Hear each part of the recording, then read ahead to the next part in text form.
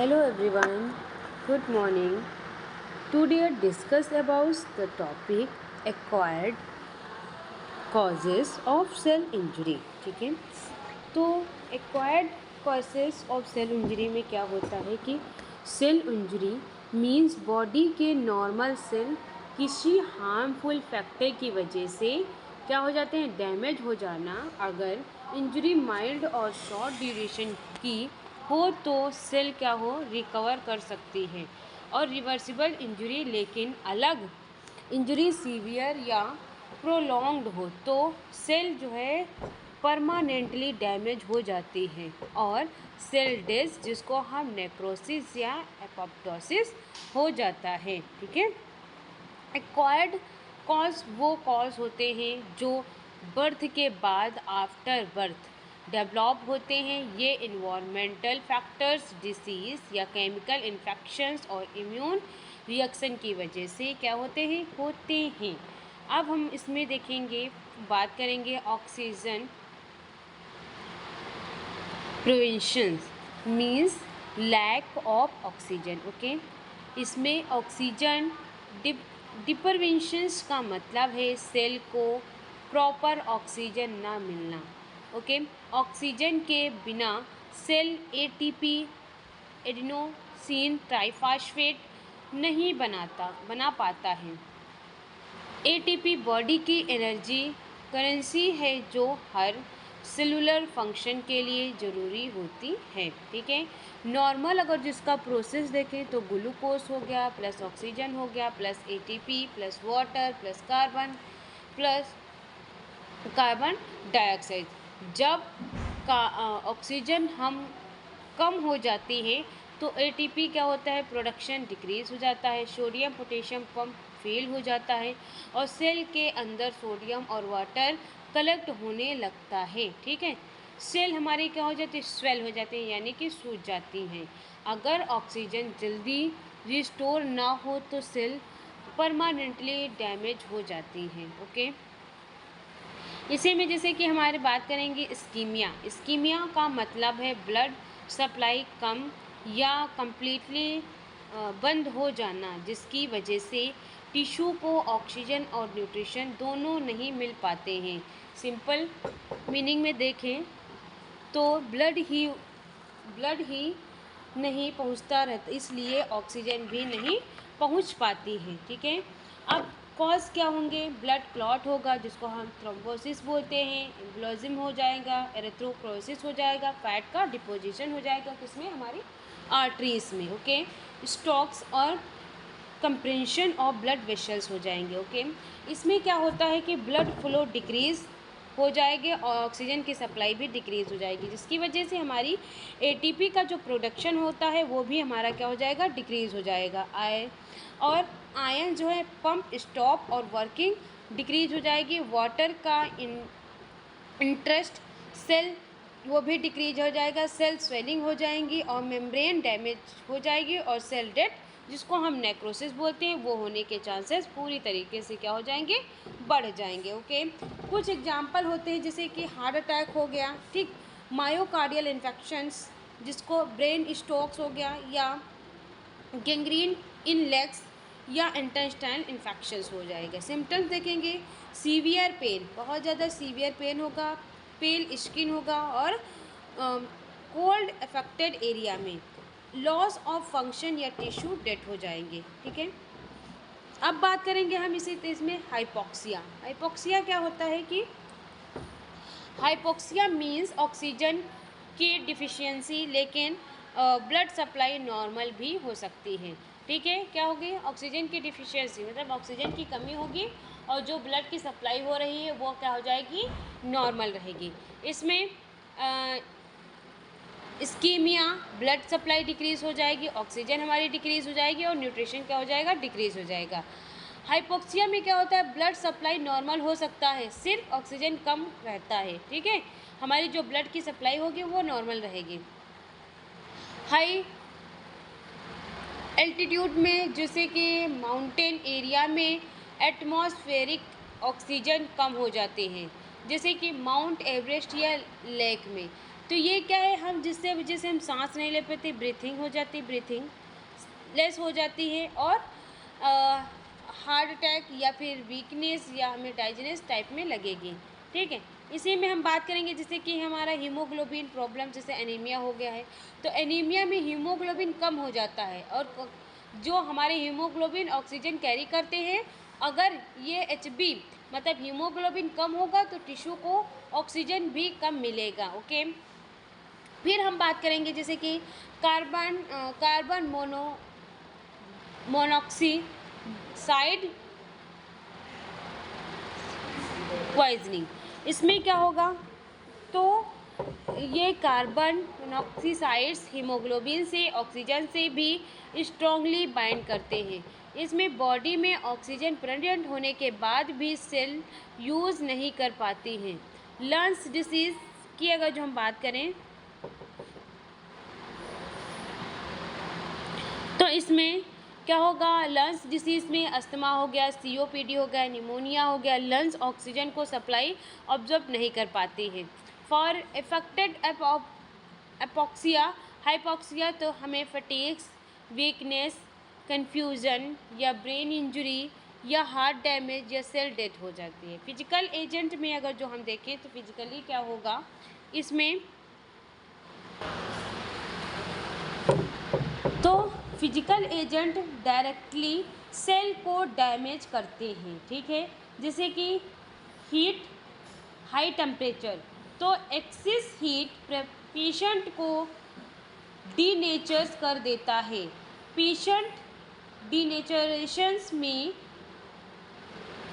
Protein अपने normal structures loss कर देता है और फंक्शन को क्या कर देता है, ये स्टॉप कर देता है। ओके, इसमें जो इफ़ेक्ट होंगे, बर्न या डिहाइड्रेशंस या सेल मेम्ब्रेन डैमेज या कोग्निटिव नेक्रोसिस।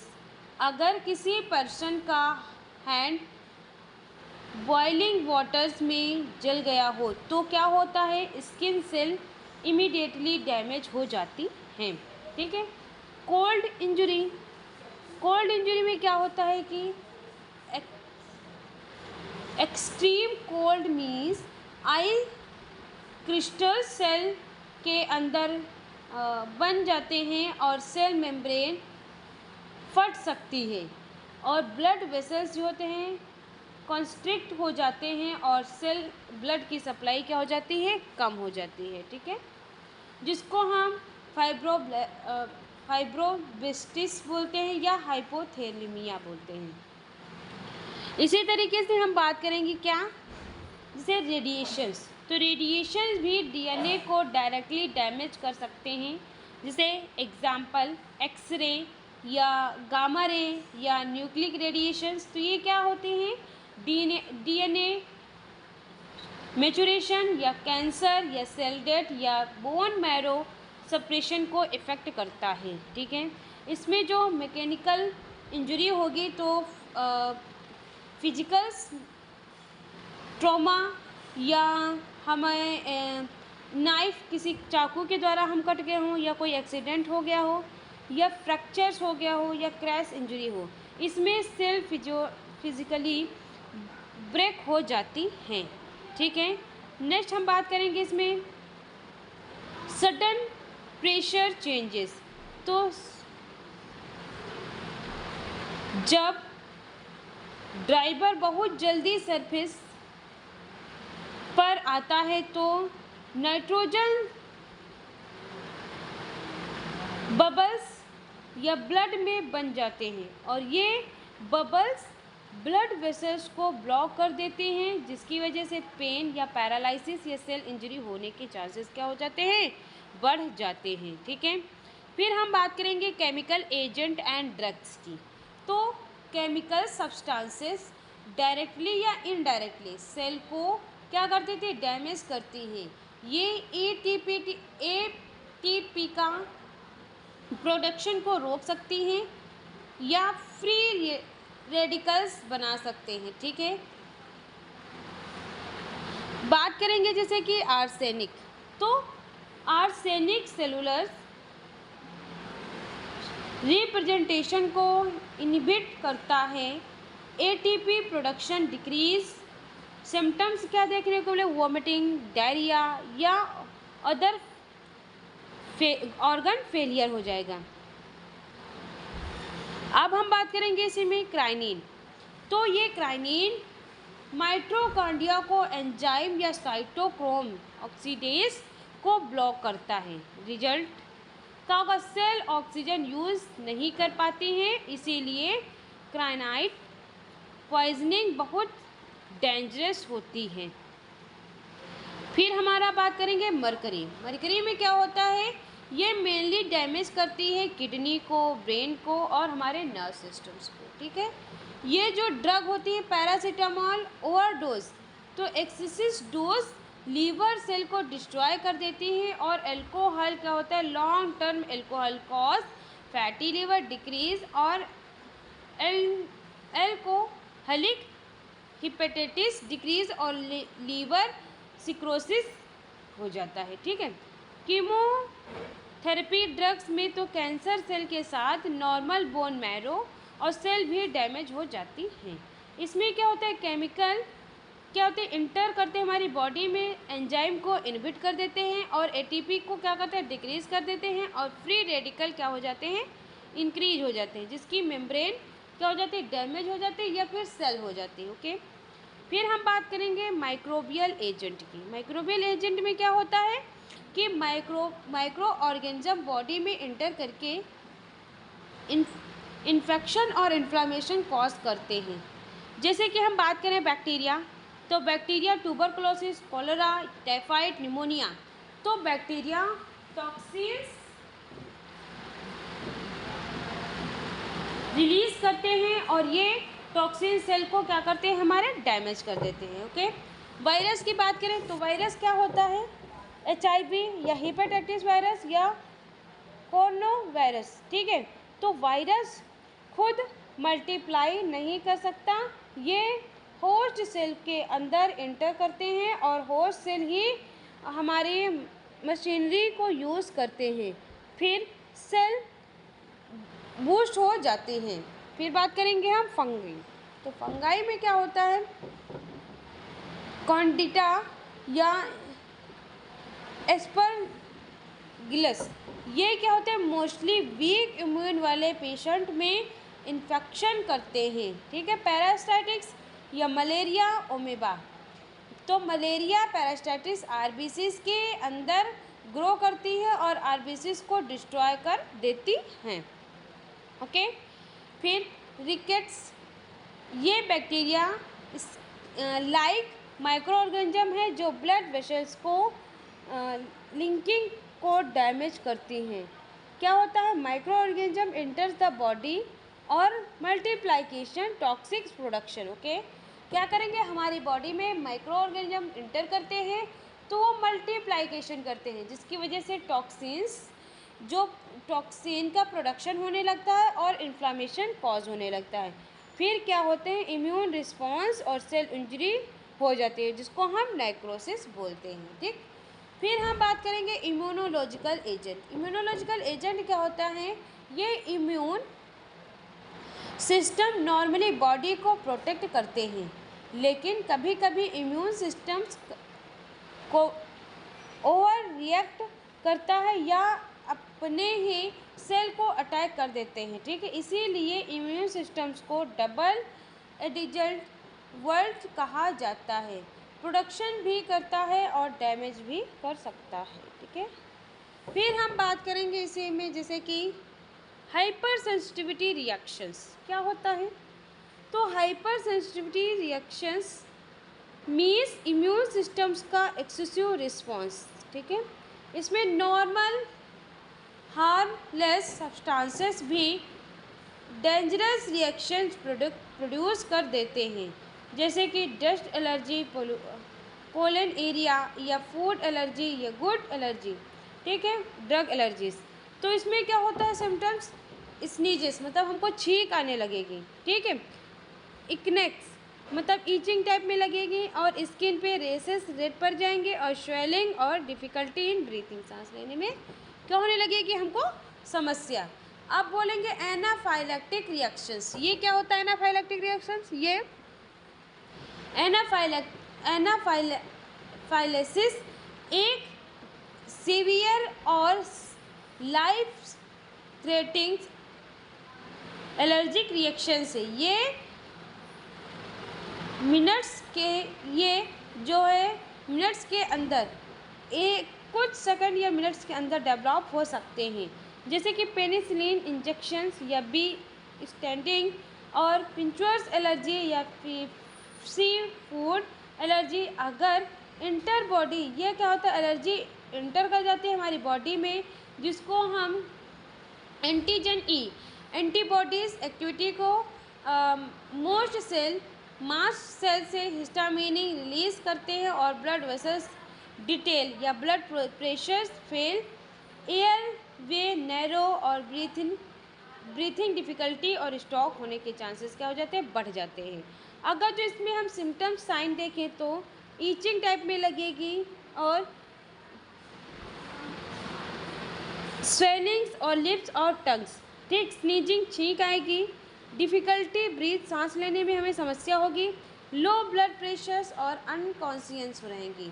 ट्रीटमेंट में क्या देखेंगे, adrenaline first line emergency treatment, ये ऑक्सीजन, आईवी फ्लूइड, एंटीहिस्टामिन्स और कंट्रीकोशंस में यूज़ किए जाते हैं, ठीक है।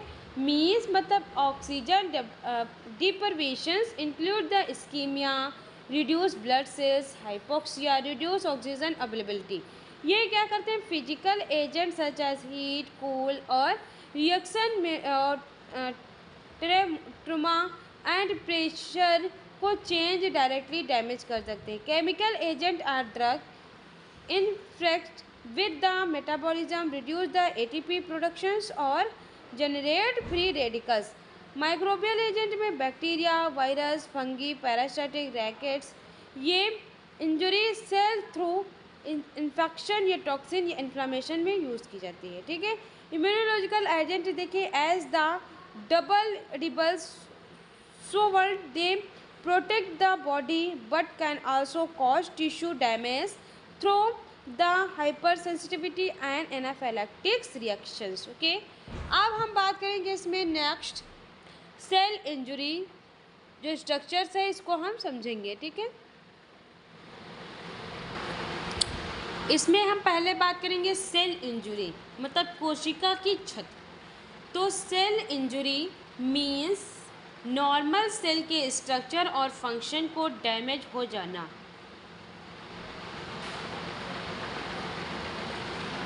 ड्यू टू हार्मोन स्टिमुलाई, देखो इसमें सिंपल अगर जो हम लैंग्वेज में देखें, जब किसी हार्मफुल फैक्टर की वजह से हमारे सेल अपने नॉर्मल फंक्शन परफॉर्म नहीं कर पाती और उस कंडीशन को ही हम क्या बोलते हैं, सेल इंजरी, ओके।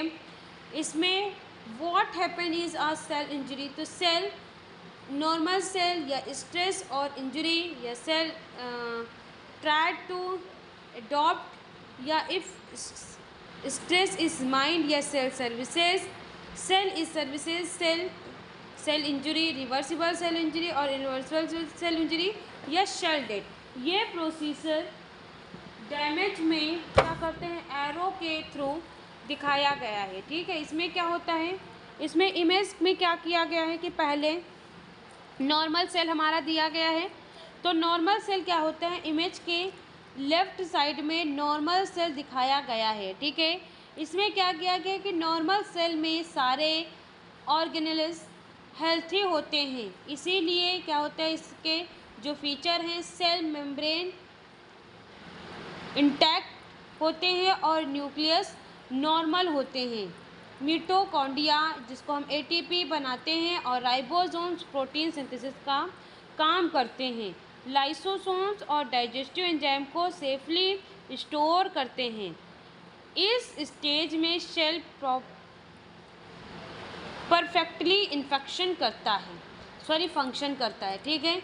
स्ट्रेस देखें तो डैमेज में स्ट्रेस लिखा हुआ है कि स्ट्रेस का मतलब है इसमें कोई हार्मफुल स्टिमुलस जो सेल को अफेक्ट करता हो। ओके, इसमें क्या होता है, लैक ऑफ ऑक्सीजन या इन्फेक्शन या हार्ट या कोल्ड या केमिकल्स या रेडिएशन या ट्रॉमा। हर स्ट्रेस सेल को डैमेज नहीं करता, कभी कभी सेल की अडॉप्ट भी कर लेता है।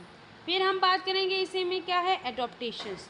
तो इमेज में स्ट्रेस के बाद एडॉप्टेशन दिखाया गया है।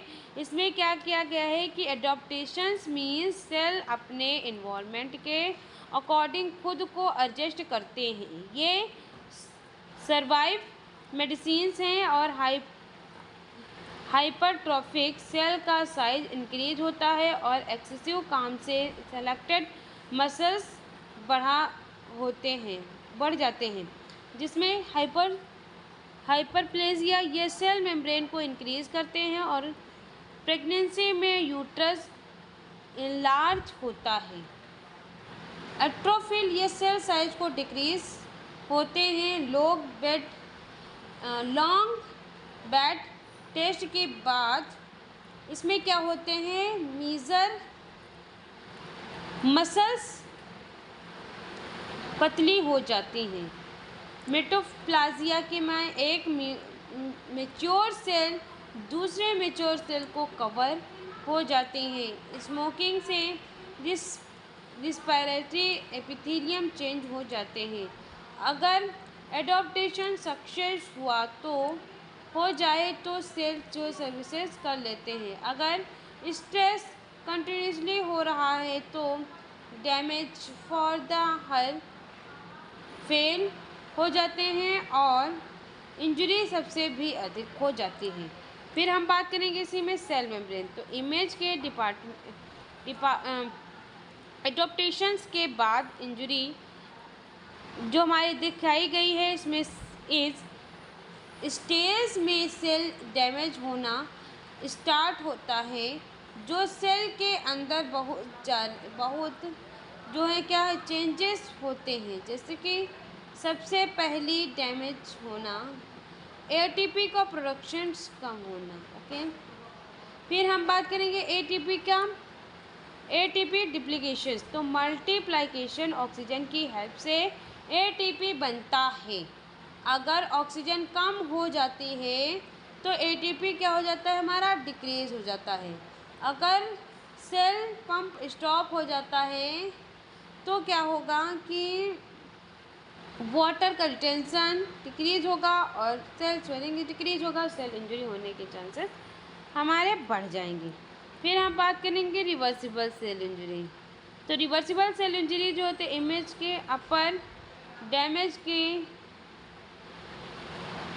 रिवर्सिबल इंडिया में वाटर्स अपर डायग्राम में रिवर्सिबल इंजरी चेक किया गया। डेफिनेशंस, रिवर्सिबल इंजरी मीन्स ऐसी इंजरी जिसमें हार्मफुल स्टिमुलस होता गए फिर to correct the incompletely coverings of the mind. Okay, फिर यानी दिमाग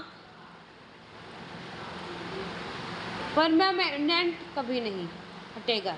फिर हम देखेंगे change seen in the readable injury. तो इसमें क्या होता है, सबसे पहले साइन मतलब कि एटीपी का काम होने की वजह से सोडियम पोटेशियम पंप फेल हो जाता है और सोडियम सेल के अंदर सेल होते हैं और वाटर डबल अंडर आ जाते हैं और सेल स्वेलिंग हो जाती है और इम्यून सेल ग्रोथ देखती है। ओके, नेक्स्ट हम बात करेंगे मेम्ब्रेन ब्लीडिंग। मेम्ब्रेन ब्लीडिंग में क्या होता है, सेल मेम्ब्रेन पर डबल लाइक प्रोडक्ट बन जाते हैं। ये मेम्ब्रेन डैमेज का एर्लियल साइन माना जाता है, जैसे कि माइटोकॉन्ड्रियल स्वेलिंग। तो माइटोकॉन्ड्रियल स्वेल हो जाती हैं और एटीपी का प्रोडक्शन और डिक्रीज हो जाता है। राइबोसोम डिटैचमेंट, इमेज में माइक्रो राइबोसोम्स डिटैच होते हुए दिखाए गए हैं। नॉर्मली क्या होता है, राइबोसोम्स पेशेंट सिंथेसिस प्रोटीन की सिंथेसिस करते हैं। डिटैच होने के बाद प्रोटीन सिंथेसिस डिक्रीज हो जाती है। एंडोप्लाज्मिक रेटिकुलम स्वेलिंग्स, जिसको हम ER स्वेल हो जाती हैं। प्रोटीन सिंथेसिस और ट्रांसपोर्ट डिस्टर्ब हो जाते हैं। न्यूक्लियस क्रोमैटिन्स क्लम्पिंग, तो ये न्यूक्लियस के अंदर क्रोमैटिन डेंस हो जाती हैं। ये अर्लियर रिवर्सिबल्स न्यूक्लियस चेंज हो जाते हैं। अगर किसी स्टेज पर ऑक्सीजन या ब्लड सप्लाई रिस्टोर कर दी जाए तो सेल नॉर्मल बन सकती हैं। और इमेज में ब्लू एरो या इसी रिकवर को शो कर किया गया है। Okay, reversible cell injuries means image के राइट साइड में रिवर्सिबल सेल इंजरी दिखाई गई है। इसी इंजरी जिसमें सेल परमानेंटली डैमेज हो जाती हैं और रिकवरी नहीं कर सकती। अब सेल डेथ डिफाइन है। इसमें मेजर चेंजेस होते हैं। लाइजोसोमल रप्चर्स, इमेज के लाइजोसोमल रप्चर दिखाए जाते हैं। लाइबोसोमस के एंजाइम बहुत निकल जाते हैं। ये एंजाइम खुद सेल को डैमेज कर देते हैं और इस प्रोसेस को ऑटोलाइसिस कहते हैं। अब हम देखेंगे इसी में plasma membrane damage. Plasma membrane damage, तो सेल मेम्ब्रेन टूट जाती है और सेल के अंदर और बाहर से सब्सटेंसेस फ्रीली मूव करते हैं। सेल सर्विसेज नहीं कर पाती हैं। माइटोकॉन्ड्रियल डैमेज, तो माइटोकॉन्ड्रियल परमानेंटली डिस्ट्रॉय हो जाती है और ATP का कॉम्प्लिकेशन क्या हो जाता है, स्टॉप हो जाता है। कैल्शियम एंट्री, तो डैमेज मेम्ब्रेन से कैल्शियम सेल के अंदर आ जाते हैं और कैल्शियम एंजाइम एक्टिवेट कर देते हैं। ये एंजाइम मेम्ब्रेन टूट जाती है और DNA डिस्ट्रॉय करते हैं और साइटोस्केलेटन डैमेज कर देते हैं। न्यूक्लियस चेंजेस में, तो इमेज में 3 इम्पॉर्टेंट न्यूक्लियस चेंज दिखाए गए हैं।